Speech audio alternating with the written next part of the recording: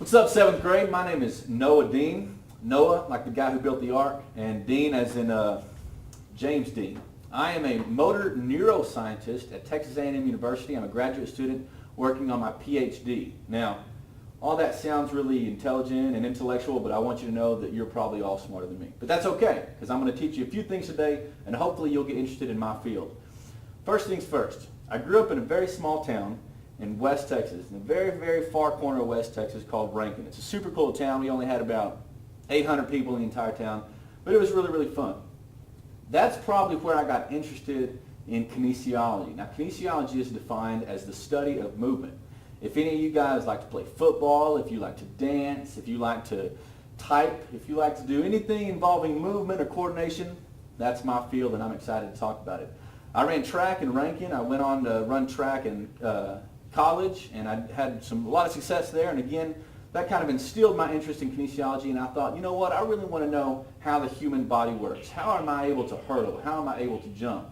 And that's why I am a motor neuroscientist. Now let's talk about motor neuroscience. Again, it looks like a fancy word, but it's really not that complicated.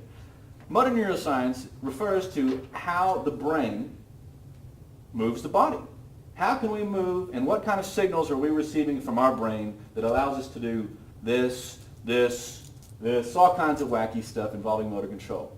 It's quite interesting, but it starts with the brain, hence the neuro part of the word neuroscience. Now the brain is extremely complex, as I'm sure all of you really smart 7th graders know. But it is crazy, crazy, crazy complex. Billions and billions of neurons, billions of connections, and it's very, very hard to figure out exactly how the brain allows us to move. But you know what? That's why I'm here, and that's what I'm going to help you understand. First of all, this is kind of the boring stuff, but we're going to talk about it anyways. The brain is full of neurons. Neurons are kind of like the highways. They send signals to and from the muscles. Just think of it as a highway, and it's got little taxis, and they're carrying signals to the muscles and back up to the brain. Not exactly a perfect analogy, but you get the point. This is, you know what? You don't need to know that. We'll come back to that later. But what kind of movements am I talking about? Am I talking about just skilled movements like football players or divers? It can be anything involving movement. Can you walk? Can you run? Then you are using motor control. You are a motor neuroscience person, and I would like to study how you move. So this little guy, he's running or walking, I don't know, it doesn't matter. He's moving, and that's what I like to study. And I'm sure all you can too. It even involves jumping. I don't know if any of you have ever done box jumps. They're really kind of difficult, especially in sports. But, again, motor neuroscience. Sorry about that, guys. What about talking? Does talking involve motor control, or is it just sounds? Actually, it does involve motor control. Look at my jaw. It's moving. See how that works? Motor control. This little lady's talking. Might look like one of her teachers. I hope it doesn't look like me. Do I? I don't know. Okay. Football players, who likes football? I know I do. I'm a big Aggie fan. In fact, I do my research under Kyle Field. Kyle Field is the big, huge football field where all the football players crack heads on, Saturdays, Sundays. I guess I'm not too big of a fan if I don't know that. I'm just first, I want to show y'all something you all might be a little more familiar with, and that is this bad baby right here. Now, some of you may not recognize this, and some of you may spend way too much time with this guy, but this is a guitar from the game Guitar Hero. Some of you might understand how to do this, and some of you might be very poor at doing this. But guess what? 5 minutes with me, and I will turn you into a real guitar hero. You know what I'm saying? I can teach you the optimal way to learn things like this. Typing, Guitar Hero, even video games, jumping, running, hurdling, whatever, and we can teach you how to get better. In fact, at the end of the semester, I might even challenge one or two of you to a Guitar Hero face-off. But I tell you what, we're going to take a break now, and we're going to head over to my lab. Like I said, I work under Kyle Field, and you're going to get to see just exactly what there is under Kyle Field. All right, guys, this is my arena. This is what motor neuroscience is all about. We study movements and control, and this is where all that research gets applicated, right here on the football field. This is motor neuroscience, and this is what I do, guys. Yeah. Guys, this is my advisor, Dr. John Buchanan. Dr. Buchanan, what is an advisor? An advisor on the college level is an individual who takes charge of a very small set of students. Currently I'm an advisor for 3 graduate students.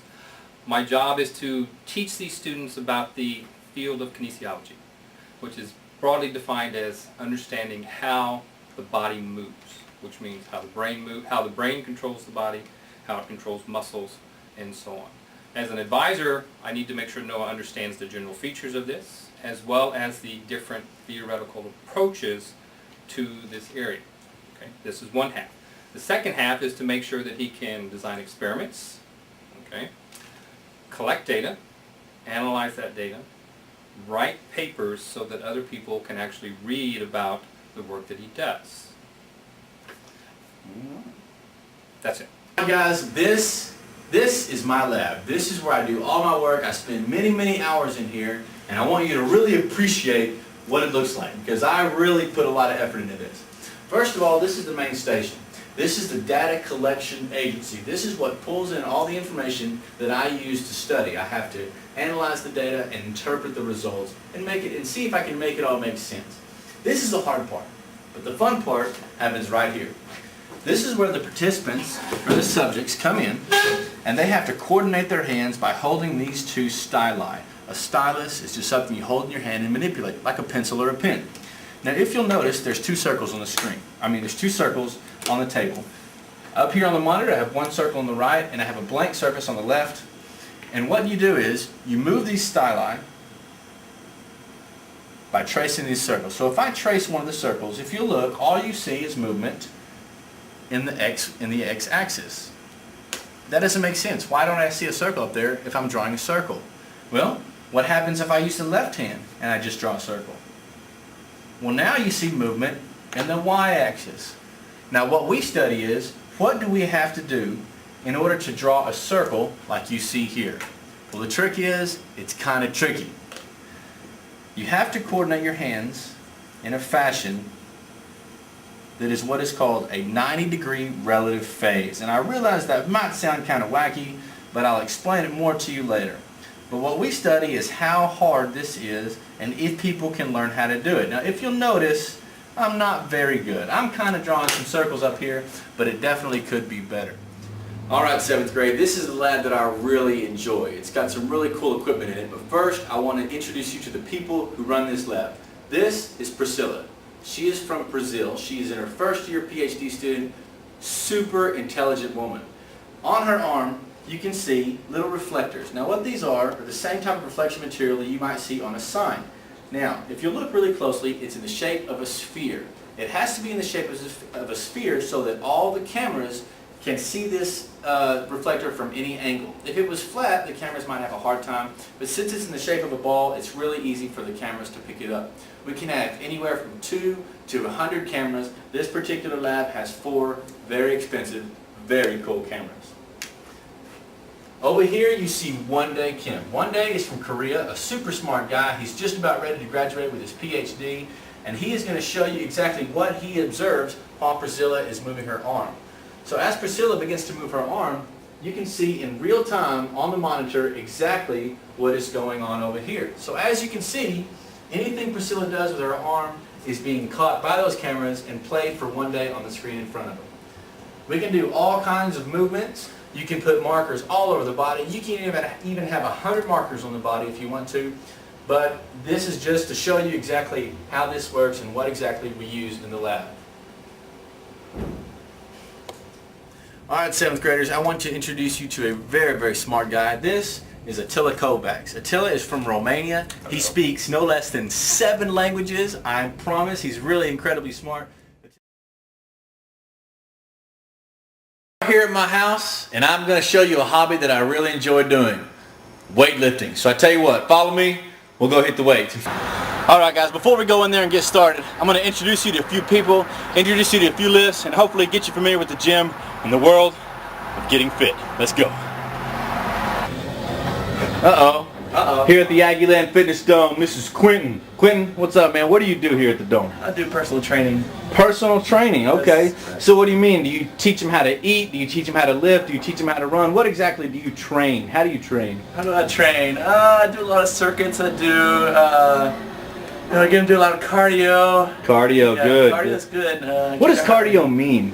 Cardio, we're trying to increase their tempo, their heart rate. Okay, increase their heart, improve the strength of their heart, huh? Sure. Yeah, Cool, cool.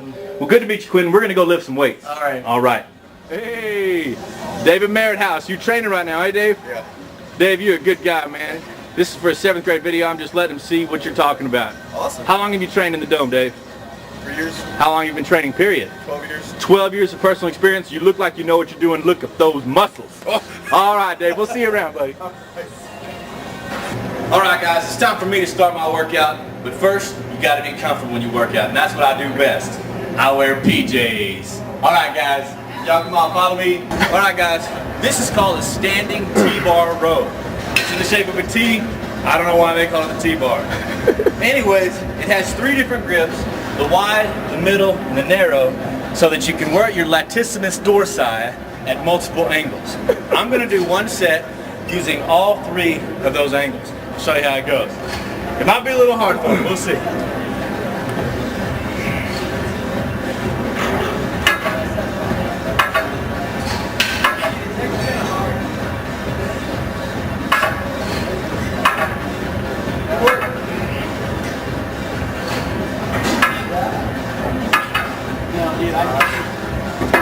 Easy as pie.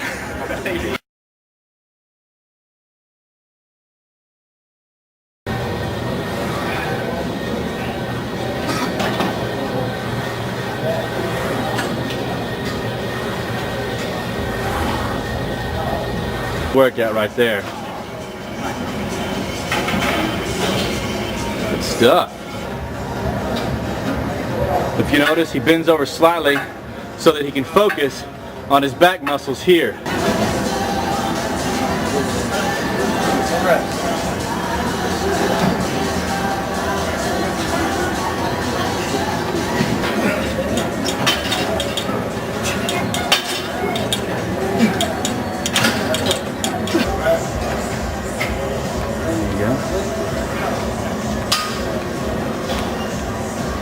She's working her anterior.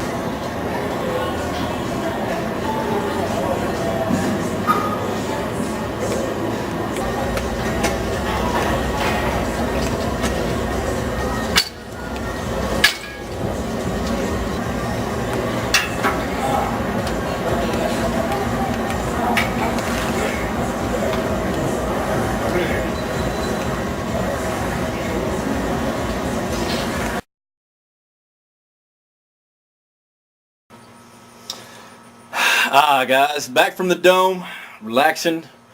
Just got through eating. I feel really stuffed. It's always good to get a nice meal after you exercise. Might have one little hair poking up here, but you know what? It's alright. I'm at home by myself. My beautiful wife and daughter aren't here with me, but that's okay because I've got 2 other guests with me and I want you to check them out. Here they are. This is Maddie, and we have another one somewhere else. Let's see if we can find her. Where's Coda? There's Coda. Coda's kind of scared. She's kind of a nervous dog. But Maddie's not scared. Maddie, come here. You want to say hi to the 7th graders? You want to say hi to the 7th graders? Come on. Say hi to the 7th graders. Okay. That's how she says hi. She just has one ear flopped over her head and we call it even. And I don't know if Coda's going to say hello. Say hello, Coda. Say hello, Coda. Come on, Coda. Say hello. Alright guys, you're just going to have to count that as a hello. Alright guys, I hope you've enjoyed my little spill. You got to see where I work. You got to see where I play in the gym. And you got to see a little bit about my backyard and my 2 little puppies. There's a lot more to me, and I'm sure there's a lot about you guys, and I really look forward to getting to know each and every one of you. If you have any more questions about me, just let me know. We're going to have a fun semester. It's going to be cool. Rock on, guys. See ya.